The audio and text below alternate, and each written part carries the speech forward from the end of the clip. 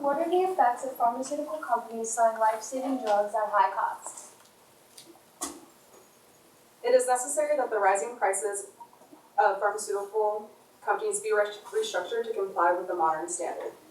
Due to the minimal economic growth of the American population, changing ethical relationships in the community, and the future of societal dynamics. Okay, so did you know that generic medication won't be sold until the patent on name brand medication actually expires? And this was cited by the Federal Drug Administration, which takes care of our pharmaceuticals every day. So this leads to many patients only having name brand medication and no generic medication available.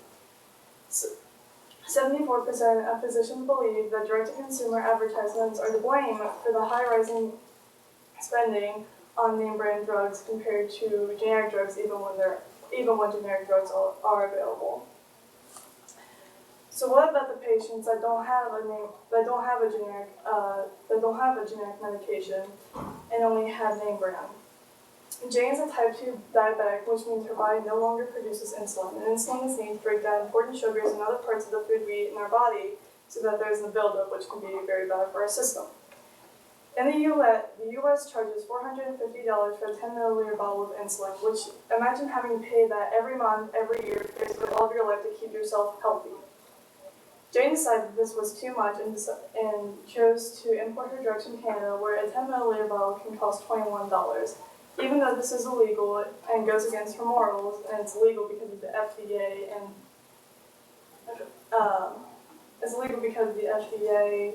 won't accept the drugs, even though it's the same stuff we sell here. This is the medication that keeps her alive. Wait, hold on, sorry. So what about the patients that don't use name brand or generic medication and have to get treatment? Cancer drugs can easily cost $120,000 a year, and the average family makes $52,000 a year. And the average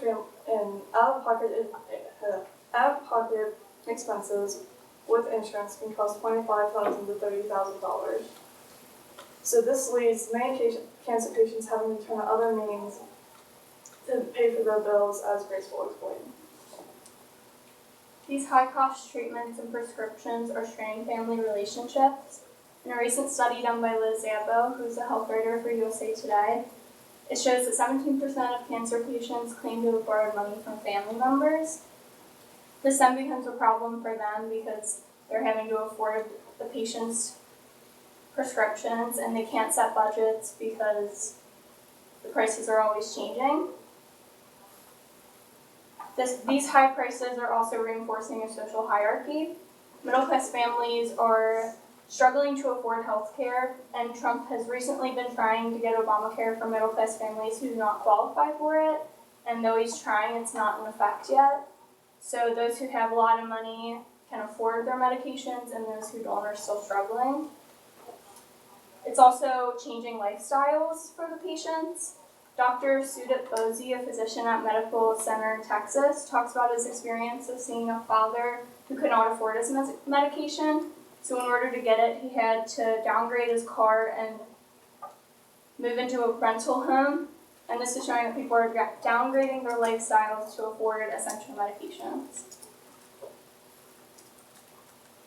As shown on Grace's slide previously, the high cost of pharmaceutical drugs are forcing patients to alter their care and the way they live in order to afford the drugs they need to survive. For example, there are millions of cancer patients in the world, and 89% of cancer patients will alter their care or their lifestyle in order to afford their life-saving drugs.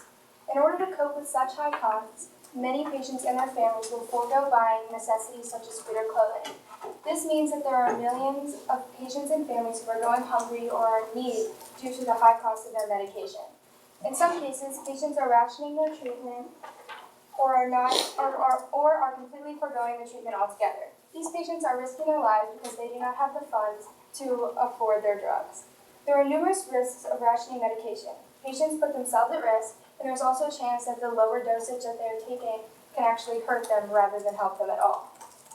For example, when diabetic patients are on insulin, their bodies can possibly go into diabetic ketoacidosis, which is when their bodies do not receive enough insulin, which can cause them to shut down. The patients that completely forego treatment go against what their doctors are saying and are simply willing to die because they do not have the money to afford the medication. This chart shows the findings from a study done on how hard it is for prescription drug patients to afford their medication. This study was conducted by the Kaiser Family Foundation, which is a nonprofit who focuses on health. As shown in the chart, over 25% of millions of patients taking prescription drugs find it difficult to afford their medication. The high costs set by the pharmaceutical companies are making it harder and harder for patients to get the medication that they need, which is causing some to die. The FDA allows for such high costs when they do not allow citizens to buy drugs from foreign countries where the prices are extremely cheaper. Buying drugs from foreign countries would help low-income families who cannot afford the steep prices in the United States. How ethical is it for pharmaceutical companies to allow innocent patients to die in order to make money? These costs are continuously rising, and without a price reform on both the pharmaceutical company and FDA levels, many patients will continue to die. The rate is continuously growing. In this 2015 study done by the CVS Caremark team, it is shown to be projected to increase from 2012 to the year 2020 by 361%. As you can imagine, this amount is astronomical and would of course reinforce aspects such as the social hierarchy. This is partly to blame as there is a growing generic bias, as it is not uncommon for doctors to receive monetary incentives for continuously prescribing specific medications. This is unfortunate as it is a 2015, the Health Network study had evidence that could conclude that not only are generic medications cheaper, but they could be more beneficial. A cheaper copay was compared of $10 to nearly $50 for a similar medication, and in the study they investigated cardiovascular health, which had a 8% lower rate of episodes and fatalities when taking the generic medication. For future change on FDA regulations, it does not seem to be a pressing issue for the FDA. In their recent meeting in March 2018, it was only addressed that the prices were high, however, no change seemed to be in motion. This is unfortunate as a recent study done by the Common Welfare Fund found that 4 out of 5 patients considered high cost to be a top priority for congressional action. The current plans for Congress is to address these issues by enforcing previous acts such as the Hatch-Waxman Act of '84, which was to help bridge the gap between passing generic drugs and giving them to consumers. So even though these prices are so high, there isn't a lot that we can really do to lower them. The high prices are a part of what keeps our economy stable. And if we were to lower them, not only is there a possibility that there will be a shortage in generic medication, but if the prices on name brand medication were to be lowered, there could be a possibility of a shortage in that. As production is not as up to the demand, it would definitely shortage it. There is a growing gap between generic and name brand drugs. As previously discussed, the bias is continuously growing, which is partly due to doctor opinions and relationships. Other options do seem limited to patients because continuously name brand recommendations are being recommended. A possible solution to this problem is for the FDA to change their regulations in order to allow for distribution internationally, which would make for low-income patients to be able to afford the medication at the much cheaper prices outside of the United States. However, this seems to be unlikely because the last 4 heads of the FDA refused to allow this change. Another possible solution is government coverage for low-income patients, and a limitation of that is available government funding is just too shallow to pay for all this medication. And that's our work saying. Okay, a few questions for you ladies. I'm going to start with you, Aubrey. So in the future, what change would you make to your group norms, and how would you expect that to improve the team presentation?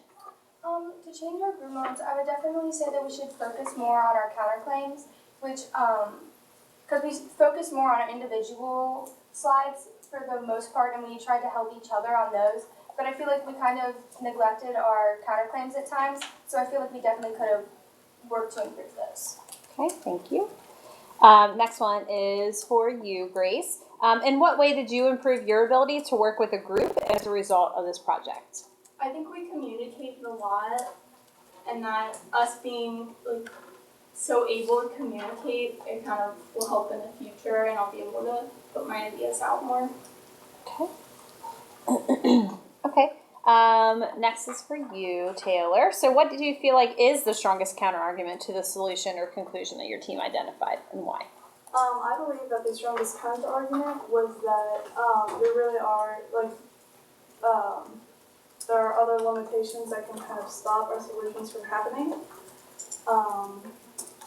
Just because of the government availability to pay for medical bills is too shallow and it won't be able to cover low-income families. Okay. And then Brooklyn, having finished your project, what, if anything, do you consider to be a gap in your team's research that, if addressed, would make you feel more confident about your conclusion?